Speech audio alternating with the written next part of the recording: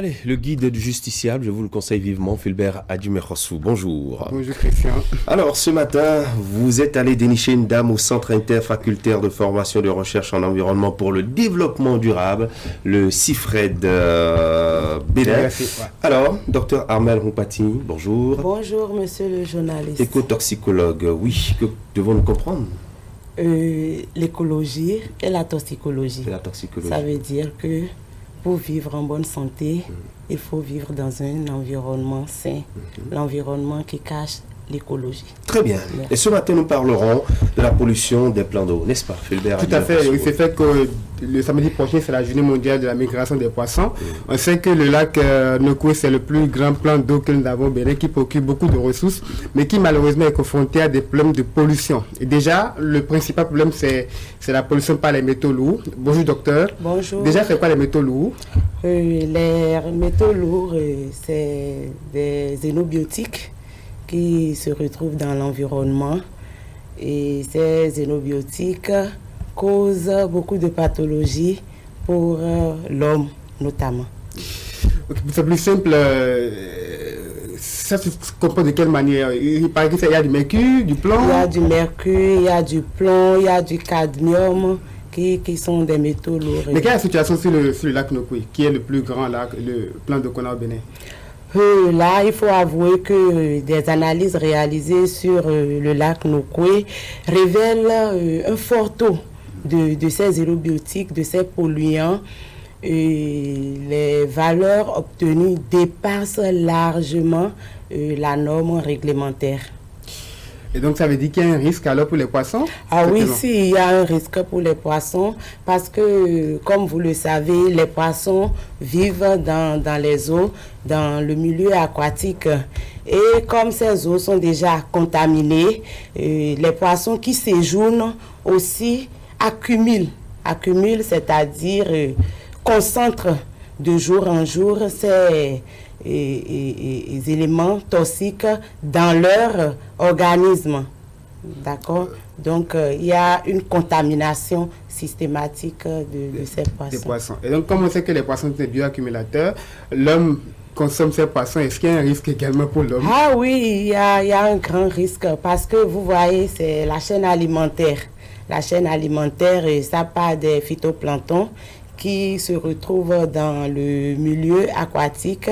Il y a les poissons qui consomment ces phytoplanctons contaminés. Les plus petits poissons sont consommés par les gros poissons. Donc, vous constatez avec moi que c'est toute une chaîne. Et voilà l'homme, le dernier maillon de la chaîne alimentaire qui consomme presque tous les jours du poisson. Donc, il y a aussi une bioaccumulation à son niveau.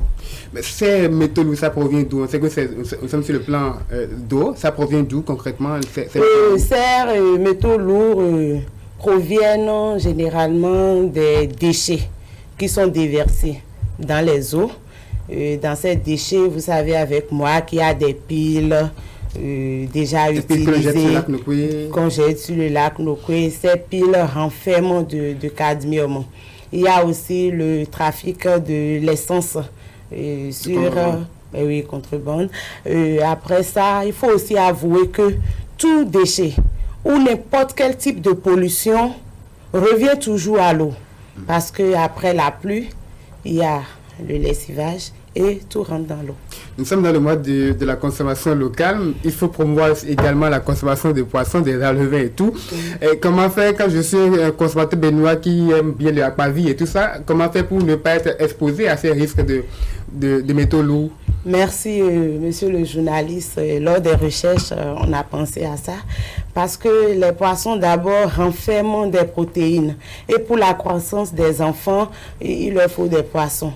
Je ne me vois pas à la fin de l'étude dire à un dauphin de ne pas pouvoir consommer du poisson. Donc, pour cela, nous avons fait des expérimentations au labo pour constater qu'il y a déjà dans notre milieu naturel des antioxydants qui, utilisés, aident l'organisme à rejeter librement. Par exemple, il y a la vitamine C, sur lesquels on a fait les expérimentations et on a eu de très bons résultats. Il y a la vitamine C, il y a l'ail. Voilà que je ne peux pas demander à la population de prendre la vitamine C juste après le repas. Donc, ce que je vais conseiller, la vitamine C se retrouve dans beaucoup de fruits, tels que l'orange, pamplemousse, le citron et beaucoup d'autres fruits.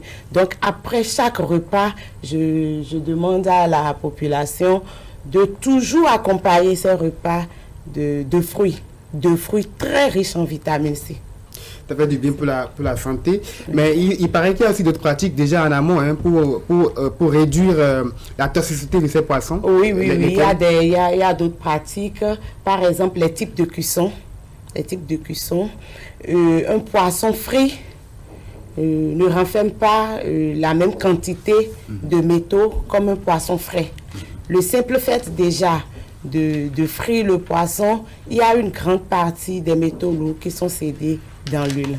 Mais là, je tiens à dire qu'il ne faut pas utiliser l'huile qu'on a déjà utilisée pour frire du poisson ou n'importe quel produit. Non, pas du tout. C'est déconseillé parce que l'huile déjà sur le feu est toxique.